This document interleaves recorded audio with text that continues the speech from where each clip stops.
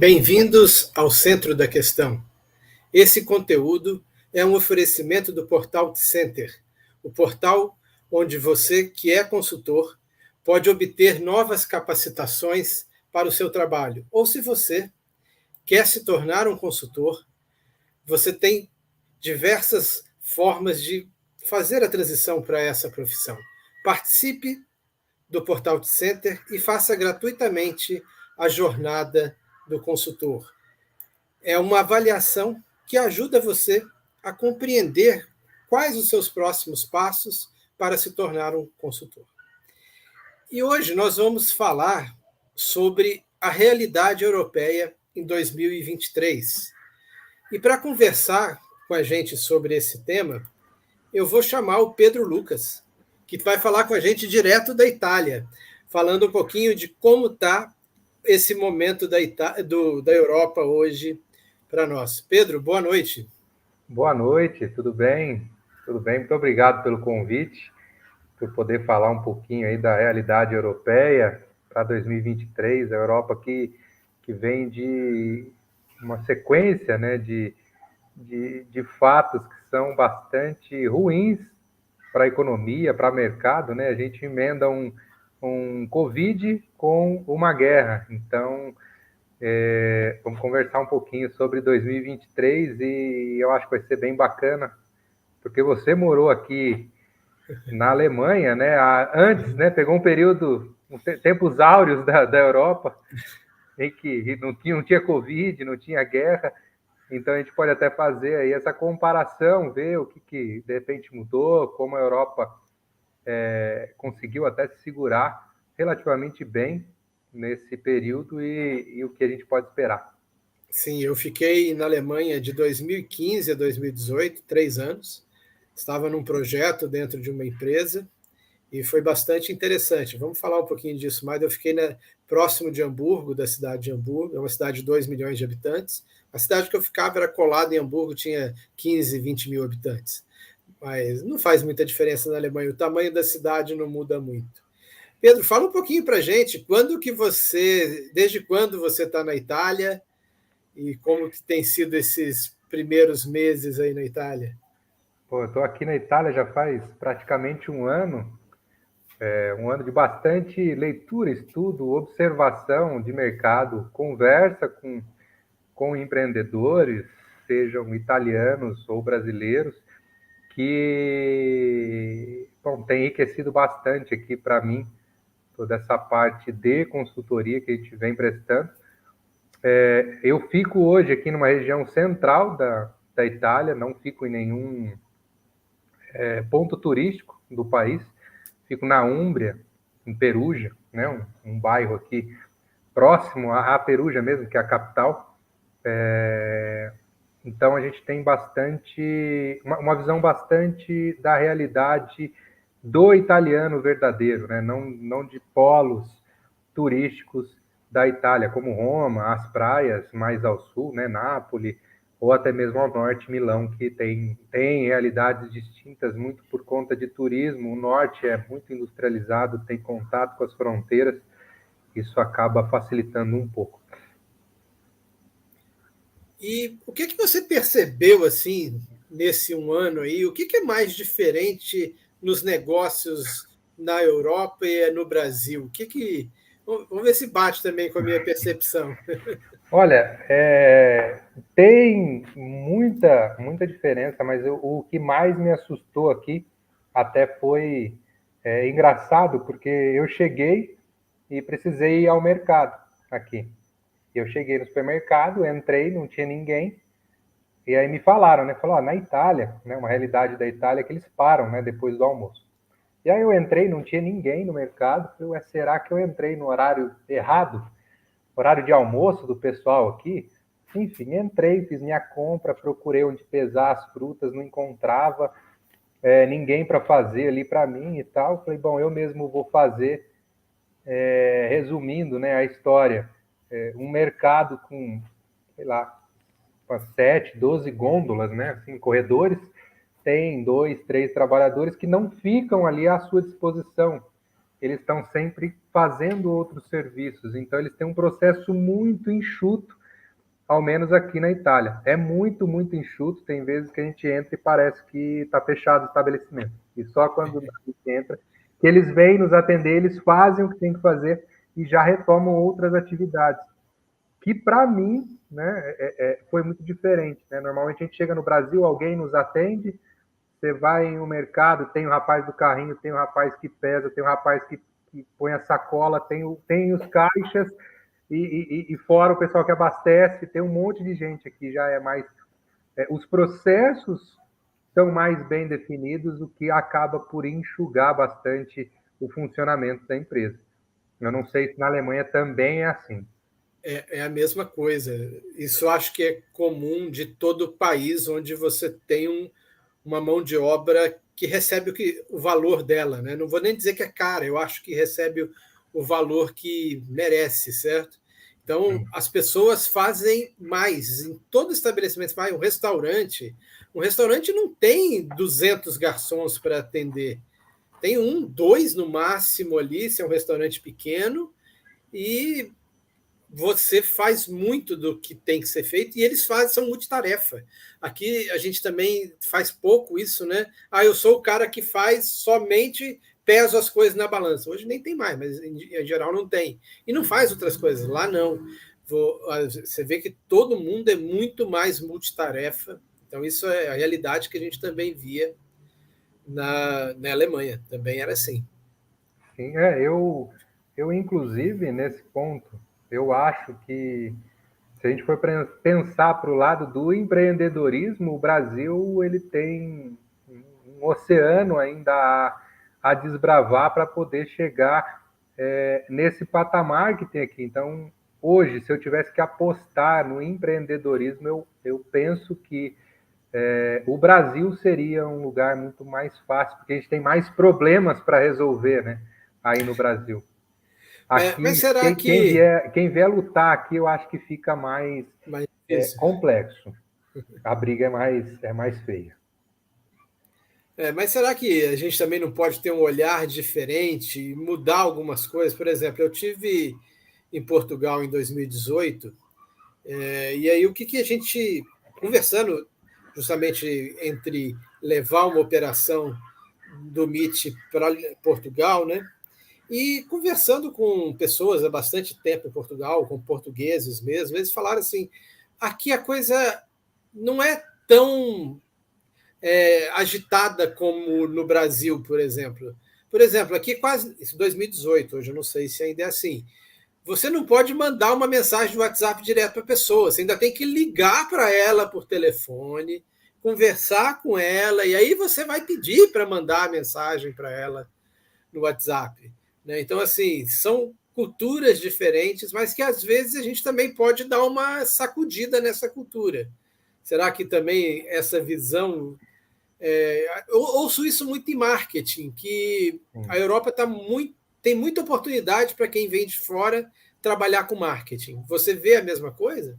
Eu enxergo que tem essa lacuna. Eu acho que ela existe. Essa parte de tecnologia, eles são bem atrasados. Eles têm uma barreira muito alta para a entrada. Então, você vai ter que provar por A mais B os resultados de fato que aquilo pode trazer. Mas essa realidade ela ainda persiste. Ela ainda persiste. Hoje a minha vizinha ela mora em Portugal, o filho dela mora aqui e ela pediu para enviar uma correspondência pelo correio. Então, hoje eu tive que ir no correio para enviar uma carta para fazer uma solicitação aqui para uma prefeitura. Eles não atendem, assim, o e-mail é muito demorado, eles não respondem sempre. Um WhatsApp, eles respondem quando querem. E a carta é a maneira mais segura de que você consegue mandar uma pergunta e eles te enviam a resposta. Por incrível que pareça, é o que acontece. Hoje eu fui lá porque ela falou, preciso de uma resposta. Você não envia a carta para mim porque você está na Itália, chega mais rápido.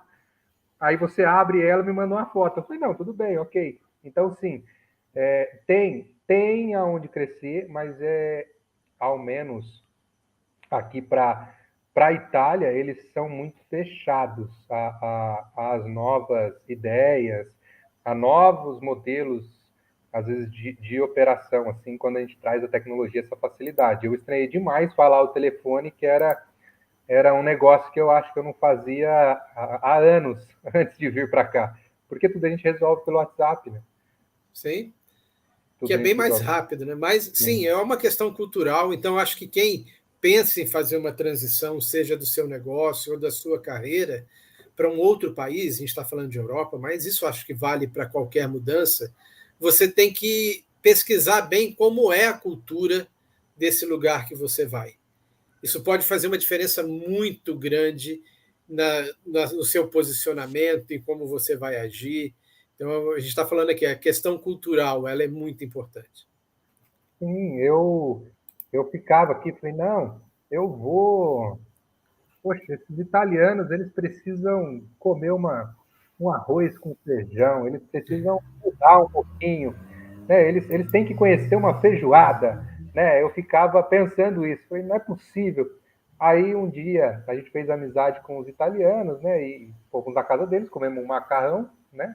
Como de praxe, e tudo separadinho. Veio o macarrão, aí depois veio, né? Depois que nós comemos o macarrão, veio um prato de carne, nós comemos a carne, acabou a carne, veio lá um, um contorno, uns legumes e tal, nós comemos, e aí depois veio a sobremesa, tudo bem separadinho. Aí eu falei, nossa, deixa, me mata uma curiosidade, assim, é porque tem visita aqui, a gente fez primeiro prato, segundo prato, terceiro prato, sobremesa e tal, tudo bonitinho, ou vocês comem assim mesmo? Aí a menina olhou assim para mim, mas como assim vocês comem assim mesmo? Primeiro, segundo, terceiro prato. Aí ela me falou assim, mas por quê? Como que come no Brasil? Falei, ué, a gente vai comer um almoço, a gente põe arroz, feijão, uma carne, uma batata, uma salada e come. E aí a menina, mas assim, tudo junto, fez uma cara assim de nojo. Falei, poxa, olha só para a gente ver. Se eu abrisse um restaurante brasileiro aqui, ele não durava um mês, não ia entrar, se não tivesse se não tiver nenhum brasileiro aqui, não entra ninguém no restaurante, porque eles têm esse costume. Então, o que você falou de conhecer as barreiras de entrada, conhecer o mercado, a cultura é muito importante. Porque a princípio eu pensava, falava, meu, não tem nada como arroz, feijão, a farofinha, e eles não vão comer, eles vão sentir repulsa da nossa comida por ser toda junta, mas é cultural. É cultural. Pedro, e falando agora do momento, você chegou logo depois da pandemia, acredito que os efeitos da pandemia já tenham se atenuado bastante, mas em seguida veio essa invasão da Ucrânia e que também afetou aí a dúvida de fornecimento de gás, esse tipo de coisa. Isso está afetando as empresas? Está afetando você conseguir um trabalho na Itália? Como que isso está acontecendo nesse momento? Vamos lá, vamos por etapa, porque essa guerra pós-Covid, ela trouxe uma dificuldade muito grande aqui para todos. Questão energética, né? O corte de gás. A Rússia ela era a principal ou a grande fornecedora aqui da Europa. Países mais frios, como a própria Alemanha, que você morou, tinha uma dependência bastante alta deles. Então, a gente ouve relatos, às vezes até do desabastecimento de alguns setores da indústria que são importantes. Eu ouvi relatos, assim, não fui atrás de informações mais profundas, de que a Alemanha, que é uma grande, né, conhecida por fabricar remédios, ela estava começando a ter certa dificuldade em algumas cidades de encontrar alguns remédios básicos. Por quê? Por conta da falta da capacidade energética do país. Essa falta de capacidade energética não abala somente os países mais ao norte, né, como o caso da Alemanha. Aqui na Itália, ela também teve um certo reflexo. A gente tem uma dependência menor do que a Alemanha, mas ainda assim, a gente, enquanto cidadão, viu subir demais os valores de conta de energia, conta de gás, combustível, tudo subiu muito, inflacionou demais, isso aí vai acarretando, né? Aí você vai inflacionando os valores de alimentação, enfim, tudo vai subindo. O mercado, ele ele está com uma perspectiva bacana, mas assim, é muita incerteza ainda. Por exemplo, a Ucrânia, que aí, né, um foi o desabastecimento pelo corte do gás.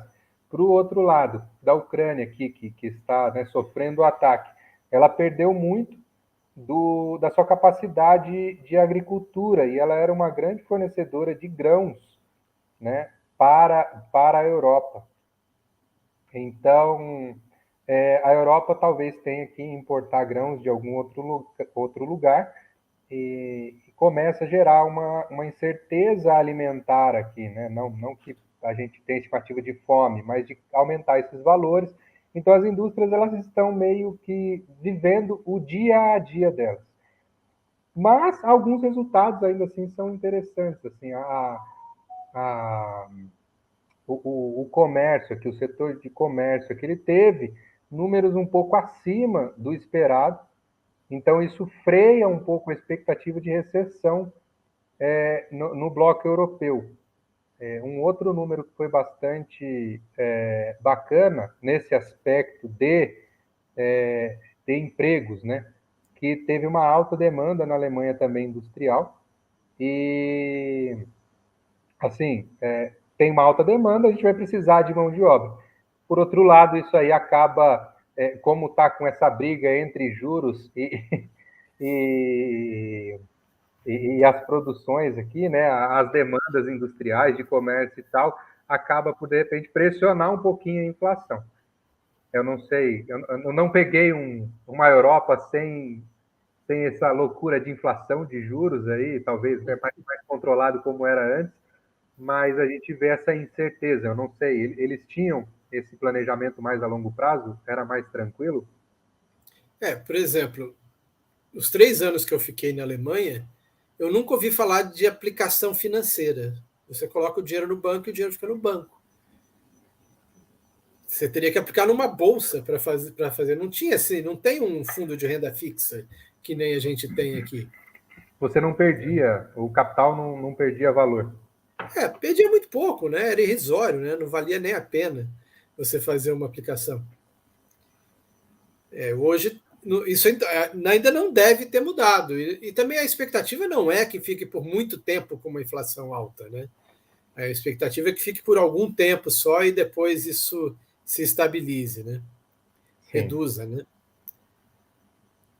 A gente vê que eles têm boas expectativas para o futuro.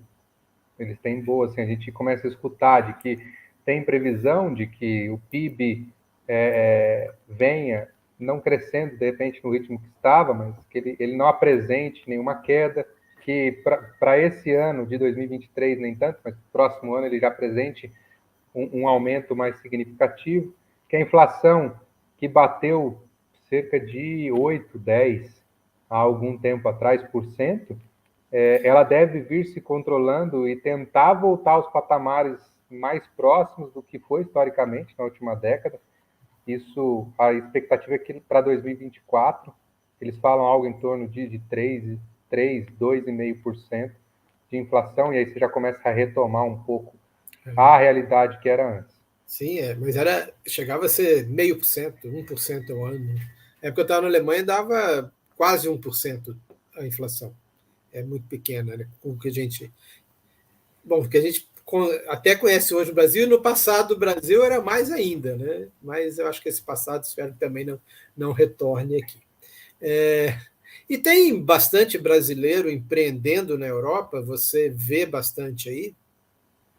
Tem bastante brasileiro aqui, a comunidade brasileira aqui é bastante grande. Foi uma surpresa quando eu cheguei aqui. Eu imaginei, falei, bom, vou para Perugia, uma cidade pequena relativamente, né, não é um grande polo, não vou encontrar brasileiros. Então, assim, tem muitos brasileiros, alguns se frustram com a ideia de empreender, porque empreender aqui tem algumas dificuldades que a gente não enxerga no Brasil. Para você poder criar um negócio, mas tem sim brasileiros que empreendem. Como eu falei, muitos fogem de um conflito cultural né, para não ter essa barreira, e outros acabam se adequando. Então, quando a pessoa vai, sei lá, vai abrir um restaurante, exceto se ele está numa área mais turística, e aí ele consegue abrir uma churrascaria, caso contrário, ele acaba por optar por uma cafeteria ou às vezes até um restaurante com mais massas, mais pizzas, no formato mais italiano e consegue abrir esse negócio. Por que que eu falo, né, dessa dificuldade? Eles têm incentivo a créditos para a gente poder empreender aqui, mas são mais específicos, né? Dá para a gente daqui a pouco tratar um pouquinho sobre isso. Mas o que acontece o banco ele raramente oferece um financiamento, crédito para você abrir uma empresa. Você precisa ter esse capital. Você tem toda a burocracia, precisa de contador, liberação do local e tal. Eu fiz uma pesquisa de que para você abrir um negócio pequeno aqui na Itália, eles estimam cerca de 15 a 20 mil euros para começar um negócio. Isso sem incentivo do governo. Ah, poxa, eu uso um cartão de crédito. Eu não sei na Alemanha, mas na Itália isso nem existe. Nem existe. Você passa que nem eu tenho o meu cartão de crédito dentro do Brasil. Não tem opção de, eu vou pagar no crédito em 5 vezes. Eu vou passar no crédito em uma vez e pronto. Acabou. Eles não têm essa cultura de, de, de, Parcelamento. de acelerar ali o crédito, antecipação, né, do crédito. São muito rigorosos na parte financeira, pelo menos aqui na Itália tem até a guarda de finança. Então o cara abre um negócio, estava conversando com um colega, ele falou, eu abri aqui o meu negócio e a primeira coisa que o guarda de finança vem fazer aqui, ele coloca uma maquininha, tudo que passar no cartão já vai direto pro leão italiano, direto. Dali ele já cobra o imposto direto, você não tem para onde correr, não tem para onde fugir. Ele falou, se eu recebo no dinheiro, até dá para, de repente, fazer alguma coisa, mas aí a minha conta pessoal fica vinculada, né, meu CPF, né, fica vinculado ao meu CNPJ italiano. Então, assim, se a minha empresa está arrecadando um valor aqui e eu começo a levar um estilo de vida de carro novo, compro casa e tal, a guarda de finanças já vem bater aqui, porque não vai ser condizente. Então, estou recebendo em dinheiro e não estou pagando impostos. Isso aqui é um crime terrível. Então, tem todo esse cuidado que a gente, no Brasil, embora tenha todo o imposto de renda e tal, a gente tem um controle tão grande, né? A gente fica naquela, eu caí na malha fina, né? A gente acaba por conseguir dar um jeito aqui ou ali no Brasil, que não é certo. Mas aqui você não tem muito para onde escapar. E aí, quando você começa a pegar o sistema todo amarradinho, a gente, às vezes, empreende, né? Sem tantos processos implementados e tal, tudo tão amarrado aqui, o brasileiro corre o risco de se perder. É muito importante fazer um planejamento bem legal em cima disso. Eu assim, pelo que eu vejo dos meus colegas brasileiros que estão empreendendo aqui, é isso que é indicado. E você acha que é importante para quem tem essa visão de empreender em um outro país buscar uma ajuda, buscar um profissional que consiga ajudar ele nesse momento, explicar questões culturais, questões legais? Será que você vê isso como importante? Muito, muito, porque a dona, né, eu moro num imóvel alugado, estava conversando com ela, e ela me falou, nossa, e tal, né, você trabalha com o quê? Né, aquela conversa, né, vocês são brasileiros, somos e tal, e ela falou que aqui no bairro, perto de casa, tem um bulevar, um monte de lojinhas, estacionamento bom, um lugar perfeito para você abrir um restaurante, um lugar de tortas, de bolo. E aí ela falou, nossa, maior judiação, uma menina brasileira foi tentar abrir uma loja aqui, não é fácil investir uma grana absurda para conseguir fazer o negócio funcionar, mas o italiano não gostou do negócio dela. Então, assim, ela veio com uma expectativa e não conseguiu furar a barreira por não conhecer a cultura. Então, eu acho que é muito bacana conversar com quem conhece do lugar para que possa direcionar, ou pelo menos apresentar quais podem ser as dificuldades para que a gente possa buscar, de repente, soluções diferentes, uma apresentação diferente para tentar furar essa primeira barreira. Um outro rapaz que eu conheci, ele vendeu tudo no Brasil e veio para cá, que ele queria abrir era uma lavanderia com tipo uma alfaiataria, né? Fazer pequenos concertos em roupas e tal. Ele tinha esse negócio no Brasil.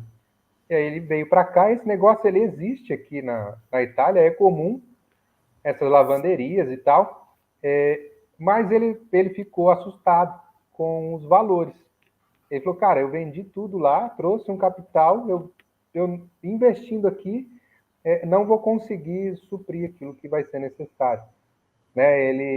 Eu achei que dava. Né? Então, você vê que ele veio sem nenhum planejamento muito grande, muito forte, e acabou se frustrando. E assim, uma dó, porque ele veio, comprou carro, escolheu um lugar bacana para ele morar, trouxe os pais, ele assim, devia ter em torno de 50 anos, então os pais tinham 70, 70 e poucos anos, é uma viagem bastante complicada, né? Longa, uma mudança muito grande, ele conseguiu convencer os pais a virem e, pô, chegou aqui, se frustrou, acabou indo embora, acabou voltando para o Brasil porque o planejamento ali, né, não foi feito e faltou. Então, sim, esse tipo de planejamento, ou o cara pesquisa muito bem e faz muito legal ali, se ele quiser fazer por ele mesmo, ou então a visão de um profissional que já tem o hábito de trabalhar, né, conhecendo os processos aqui, isso pode facilitar demais a vida do novo empreendedor, né, aqui. Fora algumas oportunidades que existem para o empreendedorismo. Né? A gente, por exemplo, o setor de inovação aqui na Itália, ele é muito incentivado. Então, ao passo que se eu for abrir um mercado, um restaurante, eles não dão praticamente incentivo nenhum. Se eu penso na área de inovação, que vai trazer uma segurança maior para a Itália, no agronegócio, né, que é alimentar, para água, para energia, ou de repente uma tecnologia mais disruptiva, né, uma startup que vai trazer ali um benefício muito legal, mas assim, basicamente agro, água e energia, eles têm diversos facilitadores para que a pessoa venha aqui e consiga financiamentos, essas oportunidades ali de arrecadar fundos para poder começar uma empresa, para começar uma pesquisa, enfim. E às vezes a gente vem para cá sem saber que tem essa facilidade. Então, a pessoa que tem uma empresa que volta a sua atenção para essa área de inovação, aqui na Itália, pelo menos, pode conseguir bastante, tem muito, muito, muito dinheiro liberado para isso. Mas para isso ela pode levar a empresa dela para o Brasil, assim, criar uma filial, ou ela tem que abrir uma empresa aí na Itália? Tem que criar uma filial, ela vai abrir uma empresa na Itália, né? Alguns processos que eu andei dando uma olhada, eles exigem que a empresa já exista aqui há pelo menos 6 meses. Então.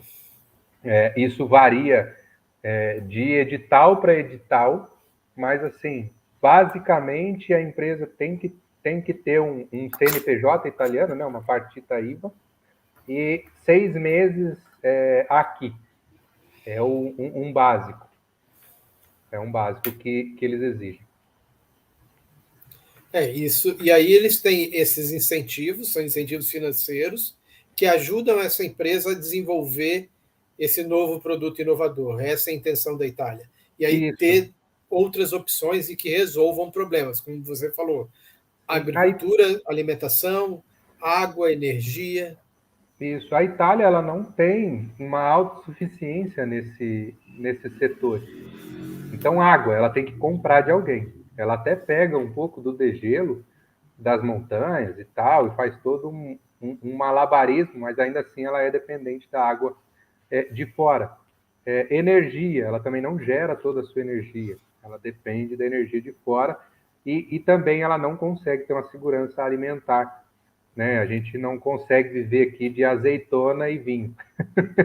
Então, a gente precisa eles incentivam demais que seja desenvolvido para que consiga ter uma maior produção no menor espaço, ou, de repente, um melhor proveito da água, ou um menor desperdício de água, enfim, uma maneira de gerar energia diferenciada ou mais barato, e sempre pensando que a Europa ela é muito forte nessa questão de meio ambiente.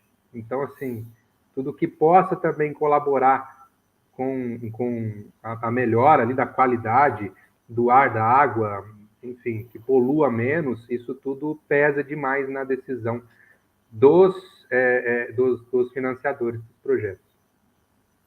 A Bianca está ajudando aqui a gente, dizendo, tem bastante incentivo na Itália, sim, mas é burocrático e vai precisar de ajuda. Então, a gente falou aqui, parece que esse é um ponto, né?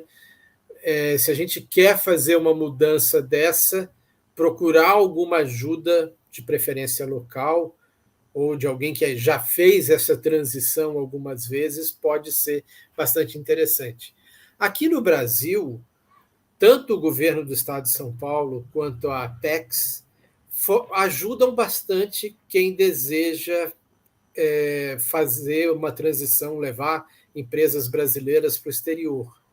Fazendo, em alguns casos, você consegue fazer diversos cursos gratuitos, mostrando o que você precisa se capacitar e um pouco da realidade de mercados estrangeiros. Então, eu sugiro vocês procurarem a Secretaria de Desenvolvimento do Estado de São Paulo, eles têm alguns programas de incentivo à exportação, e a Apex, que é o órgão do governo nacional, que é o órgão que fomenta as exportações brasileiras. Então, quem tem essa intenção são duas fontes importantes. A gente está falando aqui, é muito importante você planejar muito bem, conhecer muito bem o país que você deseja chegar, qual é a cultura, e ter uma maneira de fazer testes, né? O Pedro colocou aqui um exemplo, né? Eu vendi tudo, fui para a Europa e era muito caro, o dinheiro que eu tinha não dava, eu me frustrei. Será que não tem alguma maneira de eu fazer algum teste? Será que não é mais barato fazer algum tipo de teste antes de fazer uma mudança radical dessa? Conhecer as possibilidades, né? Essa minha vizinha que está em Portugal, a empresa dela está aberta em Portugal. Ela é uma advogada, ela trabalha com processos jurídicos para a cidadania. E ao invés dela abrir aqui na Itália a empresa dela, ela conseguiu uma opção muito mais atrativa em Portugal. E aí ela optou por abrir em Portugal e ela consegue prestar os serviços dela aqui sem grandes problemas. Isso não interfere no seu processo. Então, ela conseguiu baixar impostos. A Itália, ela tem uma carga tributária pesadíssima para a gente, seja trabalhador, seja para empreendedor. Então, assim, ela conseguiu escapar um pouquinho dessa forma. Em Portugal, as taxas são um pouco mais atrativas, ela correu para lá e aí ela consegue aumentar a sua margem de lucro. Ok. Então, assim, embora seja na comunidade europeia você tenha essa facilidade, ainda existem diferenças, né? Sim, então é importante olhar para elas. E é bacana você conhecer se é possível, né? Se essa possibilidade existe, né? Porque embora seja um bloco, tem algumas regras, algumas legislações que a gente tem que cumprir, né? E a parte de empregos, a gente sempre ouve falar que na Europa existe uma carência de mão de obra especializada para várias coisas, né? Porque a população cresce muito pouco, né? Então muitos países veem essa demanda de pessoas e consequentemente demanda de mão de obra. Isso você percebe? Como que você vê isso aí? Existe. Realidade da Itália, o que acontece? A Itália ela tem um ensino muito bom para os jovens, para os cidadãos. Então, o cara vai, se forma, faz lá sua faculdade, seu doutorado, o que ele quiser fazer aqui na Itália, que é excelente. E aí, a Itália, ela paga pouco. Ela é barato de se viver, mas ela também paga pouco. E aí o italiano, ele tem, por hábito, procurar opções melhores. Então o cara vai para a Alemanha, para a Dinamarca, para a Noruega, Suíça, eles vão embora. Inglaterra oferece um custo-benefício melhor. Isso abre muita oportunidade para a gente que é de fora vir aqui com mão de obra especializada. Isso abre essa oportunidade bacana para a gente aqui na Itália. Eu não sei se, embora os italianos saindo daqui, né, e acredito que outros países, talvez Espanha e Portugal, devem ter uma realidade muito parecida com a da Itália, de irem para países que têm uma capacidade um pouco melhor, né? O pessoal fala, né, mais a locomotiva ali do bloco europeu, como é o caso da Alemanha, né, deles saírem daqui e irem para lá.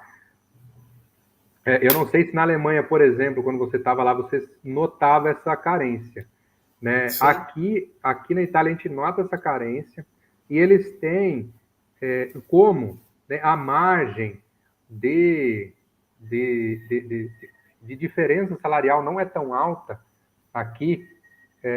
Então, assim, o cara fala assim, sei lá, eu trabalho numa farmácia, ou um engenheiro com inglês que viaja a Europa inteira, o mundo inteiro, o cara ganha quase que a mesma coisa.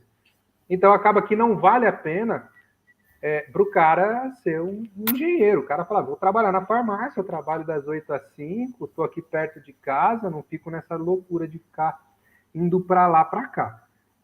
Então, abre essa possibilidade para a gente, que vem de fora. Né? Pô, quero trabalhar na área de engenharia. Consegue? Eu acho que sim. Eu acho que consegue, com tranquilidade, fazer suprir, né, a sua necessidade de trabalhar aqui na Europa. Um outro lado também que oferece oportunidade, mas, assim, é mais complicado, que é você entrar mais na base do trabalho. Eles também optam por correr um pouquinho ali de serviços mais pesados. A gente vê que, por exemplo, serviços de pedreiro, serviços pesados de mecânica, eles acabam deixando para o pessoal que vem de fora, de país subdesenvolvido. Às vezes os refugiados conseguem um visto de trabalho e ficam por aqui e prestam esses serviços mais pesados. Na Alemanha tinha, ainda assim, apesar do pessoal sair daqui da parte mais sul da Europa e ir para lá, ainda assim funcionava? Não, a gente desse observava jeito? lá pessoas de outros países trabalhando nas empresas, então, sim, eles conseguem suprir parte dessa mão de obra com pessoas que vieram de outros países do bloco europeu, mas também ainda tem essa necessidade, porque as populações na Europa não têm crescido tanto, então ainda falta mão de obra também. Na Alemanha a gente também sentia isso. Vou ler aqui o comentário do Fernando, né? O Fernando está lembrando aqui a gente, né, que não é suficiente só ter o conhecimento técnico do negócio. Eu quero fazer uma sorveteria, não adianta eu saber só fazer um bom sorvete, né? Então ele está lembrando aqui outros aspectos, como a cultura, a gente tem falado, né? São importantes, né? Cultura, eu acho que a legislação é um ponto que você falou aí, conhecer a legislação do país é muito importante. Eu acho que tem essas outras questões. Essas barreiras aí do desconhecido de cultura e legislação são muito importantes, mas ainda assim eu acho que pensar na empresa como um todo, você falou, o cara vem abrir uma sorveteria aqui, embora possa ser aceito esse produto, né, de repente, é um produto que é aceito aqui no mercado, o cara vai ter que entender não do negócio, ele vai ter que entender de negócio, porque o negócio do cara vai ter que ser enxuto, a empresa dele vai ter que ser enxuta, vai ter que conseguir funcionar nos moldes europeus, porque se você for pegar um salário mínimo italiano, por exemplo, gira em torno de 1.200 euros. Isso em real hoje é como se você estivesse pagando um salário mínimo de 6 mil reais ali para para uma pessoa estar ali na frente da sua sorveteria. Então, essa pessoa vai ter que te dar uma produção muito alta, que você entrou lá na frente. Essa mão de obra vai ter que valer a pena. Então, quando você vier implementar ali, fazer o seu negócio rodar aqui na Europa, é importante que o cara entenda de negócio, não só do negócio dele. Entenda de negócio e das especificidades daquele local, né? E ainda vai ter toda essa questão. Vai ter toda essa questão. Sim, exatamente. Toda essa questão.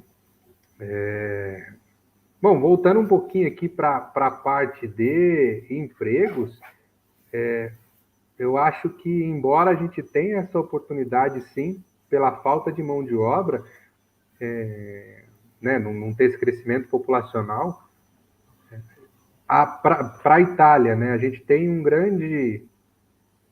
Não queria usar a palavra problema, né, mas a gente tem uma grande questão, que são os refugiados que vêm muito para cá, né, é uma porta muito fácil de acesso para a Europa.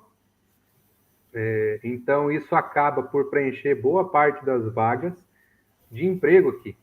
E a lentidão, às vezes, no processo para você obter uma documentação para você poder trabalhar aqui, também pode ser outra dificultador para quem pensa em vir para cá trabalhar, a depender dos moldes que a pessoa escolha.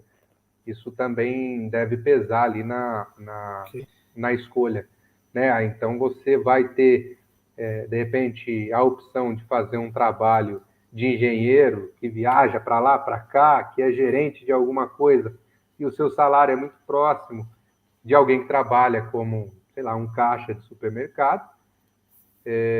Então, você não vai ficar rico vindo para cá, e você ainda corre esse risco de, a lentidão, exigir que você venha com um certo caixa para cá, pensando em quem está vindo para trabalho, né? Não para empreender.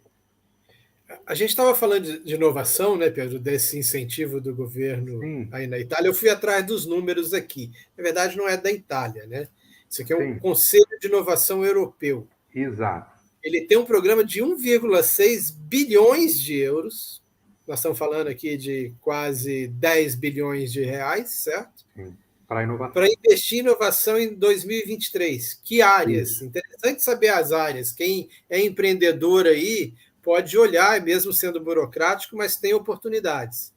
Refrigeração limpa e eficiente. Digitalização da construção e manufatura. Nutrição de precisão. Eletrônica. Energia solar. Dispositivos de micro e nanobiologia. Inteligência ambiental, não confundir com inteligência artificial, mas deve estar aqui também como uma das opções. Inteligência ambiental, fabricação de microchips, biomarcadores para câncer, descontaminação para gerenciamento de pandemias, armazenamento de energia, componentes quânticos ou semicondutores, agricultura resiliente, tecnologias e serviços espaciais. E aí tem um outro fundo aqui, que é de mais 1,3 bilhões para tratar de clima, reduzir emissão de gases de efeito estufa, transição para maiores fontes de energia limpa e, na saúde, aumentar a resiliência e resposta a crises sanitárias. Então, assim, existe sim uma boa quantidade de dinheiro para quem quer trabalhar com coisas inovadoras e que resolvam os problemas sociais da Europa, aquilo que eles mais têm necessidade aqui no momento. A gente vê que ele pega muito nessa questão de geração de energia e de cuidar do meio ambiente, de clima, e é até um certo antagonismo que a gente vê por aqui, né? Eles têm muitos totens para você abastecer o carro elétrico, eles têm muitas opções de carros elétricos aqui, mas o bem da verdade é que a energia gerada da Europa, ela não é tão limpa assim. Então, você tem um carro, que o carro em si, ele tem a sua emissão zero, mas da onde você busca a energia não é tão limpo.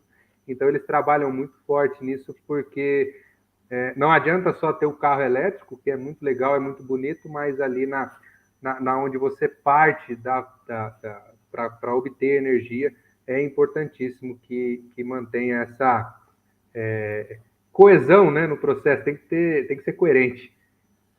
Eu estou falando dessas inovações e pode parecer assim muito difícil a gente ir direto para a Europa atrás disso. Mas talvez tenha um caminho intermediário. Eu vou falar da FAPESP, que é a Fundação de Incentivo à Pesquisa e Inovação do Estado de São Paulo, mas eu acredito que essas fundações de inovação existem em todos os estados e todos devem ter programas similares ao que a FAPESP tem. A FAPESP, volta e meia, lança editais de cooperação com outros países.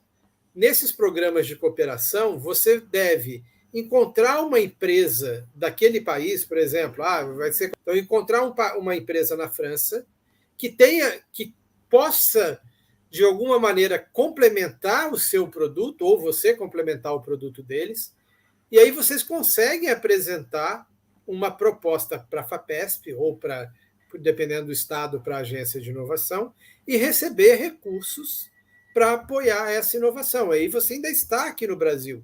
Então, pode ser uma maneira de ir conhecendo o mercado em outro país, criando ações conjuntas para fazer uma transição ou, mais tarde, alguma coisa dessa forma. Então, esse pode ser um caminho interessante para quem tem essa visão. É o teste que você tinha falado. Né? Funciona como um teste. É o teste que você tinha falado. É uma grande saída. Ok, Pedro. E para a gente terminar aí, Pedro, o que você acha aí desse momento? O que você recomenda para nós que estamos aqui no Brasil? O que a gente deve fazer olhando para esse cenário?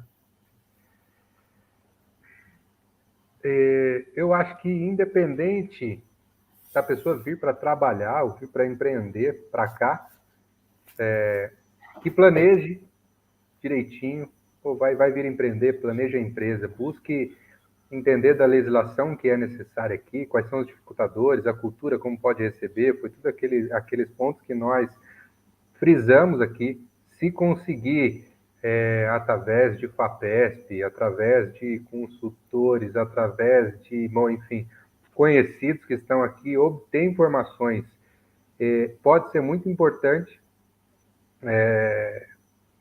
Se puder recorrer aos fundos aqui para desenvolver alguma tecnologia, ótimo, ótimo.